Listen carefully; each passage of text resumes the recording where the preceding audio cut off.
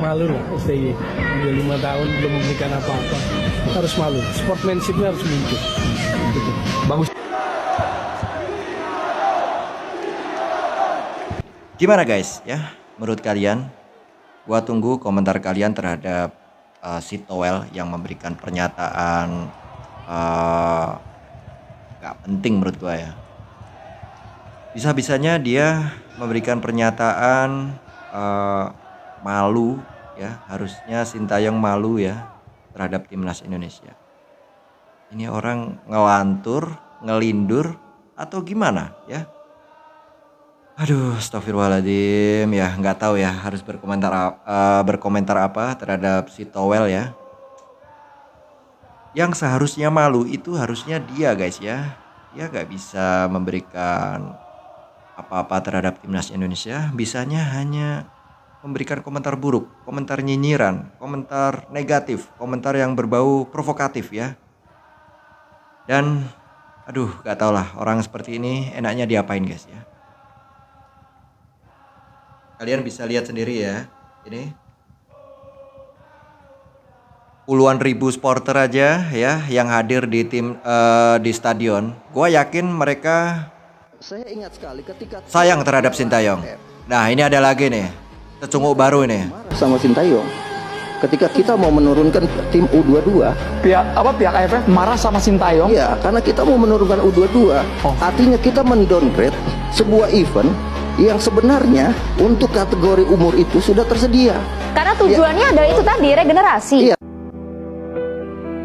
Saya ingat sekali ketika tur Piala AFF ke Jakarta, pihak AFF tuh marah sama Sintayong.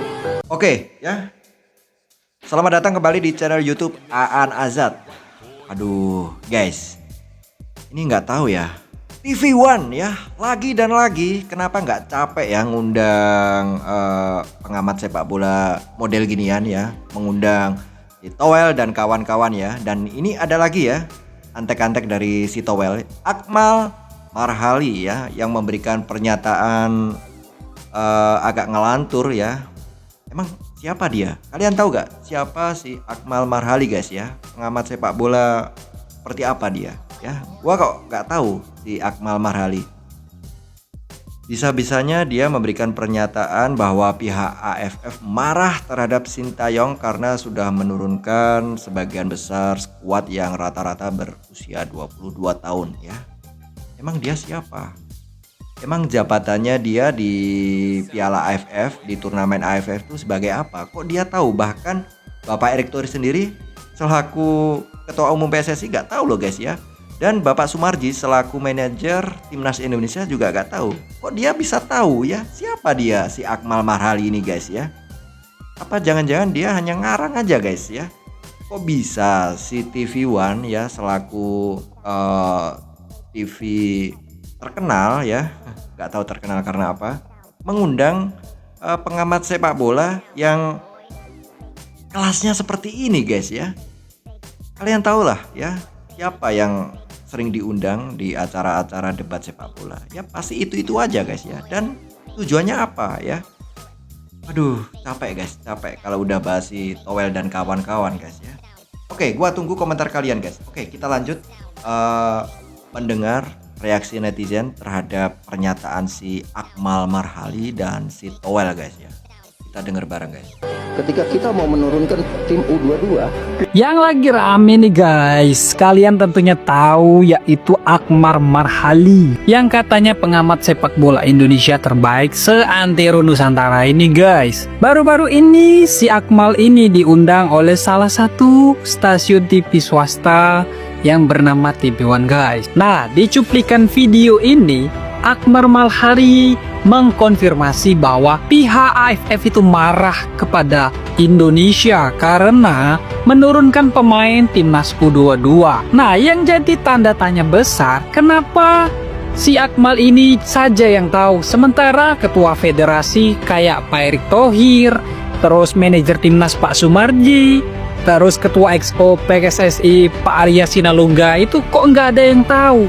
Sementara si Akmal ini Dengan buka-bukaan di TV tersebut dia mengatakan AFF marah. Nah, menurut kalian guys, apakah si Akmal ini ada jabatan penting di AFF sehingga dia bisa tahu semuanya padahal yang lain nggak tahu? Coba guys yang tahu komen di kolom komentar. Masih seputar yang semalam nih ya, si Akmal Marhali. Kayaknya bakal nambah nih ya, list orang yang gak gue ajak nih bakal nambah nih. Gue lupa ya menotis hal ini boy ke kalian. Bang Tebing Tinggi minjem videonya ya. Tadi malam ya Akmal itu bilang kalau misalnya panitia AFF itu marah sama Sintayong gara-gara Doi menurunkan tim U22 di turnamen ini boy. Yang katanya dia ini turnamen yang paling besar se-Asia Tenggara. Yang bikin gue bertanya-tanya, kok bisa panitia AFF ngomong sama dia? Emang dia siapa? Orang PSSI juga bukan. Setahu gue Emang dia siapa guys? Anti mafia Kalian bola, ada yang tahu? Gue ya. Kalau manusia ini nih, nggak tahu dah nih manusia apa bukan ya.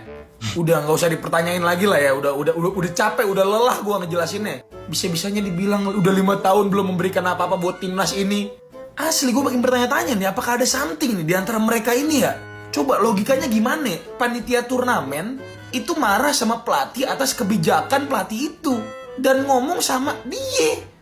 Padahal Maya, semua pemain nih kalau beneran pemain ya, semuanya pasti seneng kok dipegang sama Sintayong kok. Dari dulu waktu itu Rizky Ridho bilang ya, baru kenal Gizi waktu zamannya Sintayong. Greg Nokolo tadi pagi gue bahas, bilang kalau misalnya Sintayong itu udah ngebangun pondasi mental yang baik untuk timnas sekarang. Tapi kalau misalnya orang-orang yang bukan pemain nih, itu bilangnya Sintayong itu gak punya taktik, blunder, keras kepala. Terus kalinya menang dibilangnya beruntung, hoki. Kasian banget sih Coach, bener dah kasian banget. Daryl menjadi El serba salah ini mah, El serba salah. Ya kita tinggal tunggu aja boy, gebrakan apa lagi yang akan terjadi. Insya Allah kalau misalnya umur kita semua panjang boy, gue akan selalu ada di barisan kalian yang percaya kalau misalnya Sintayong adalah orang yang paling tepat untuk memegang timnas Indonesia. Kalian masih percaya kan? Ini ada update juga soal orang yang katanya kagak nonton Ligue 1 tapi merekomendasikan pelatih Ligue 1. Coba nanti subuh gue bahas boy, kayak biasa. Lu subuh gue kasih asupan yang berat-berat nih buat lu pada nih.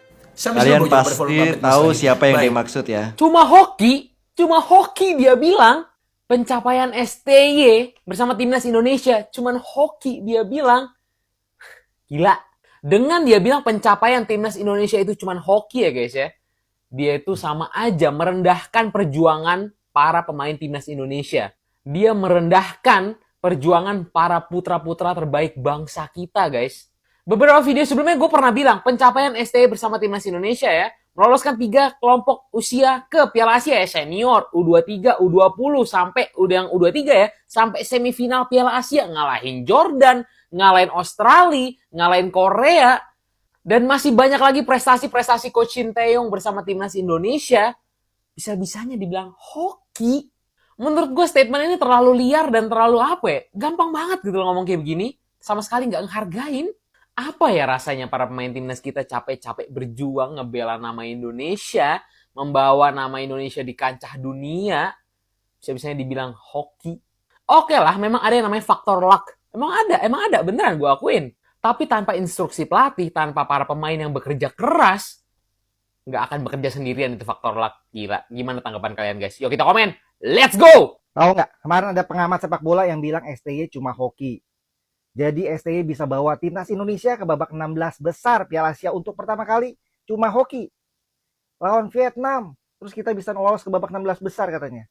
Cuma hoki. Aneh.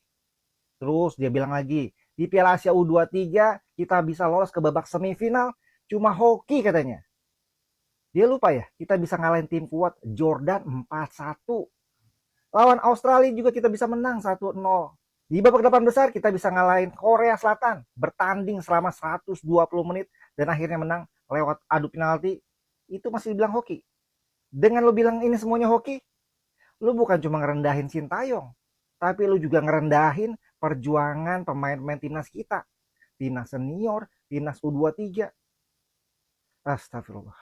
Gua nggak ngerti lagi harus komen apa nih sama pengamat kayak gini.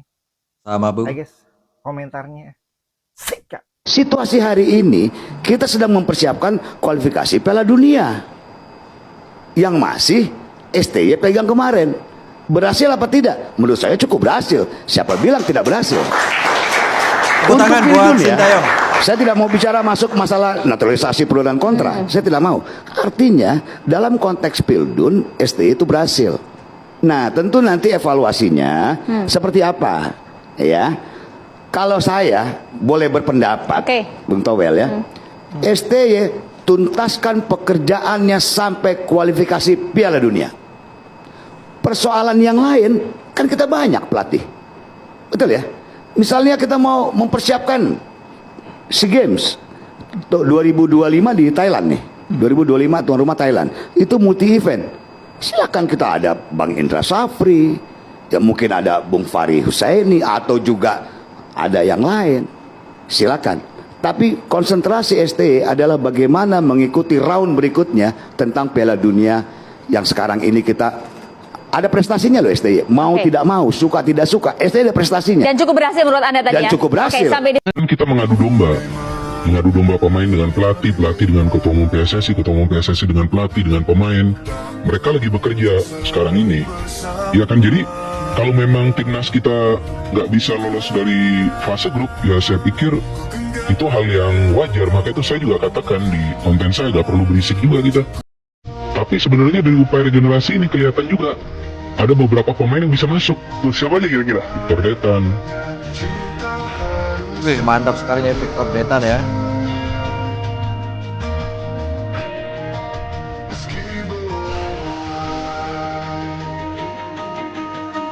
Ahmad Maulana Syarif ya.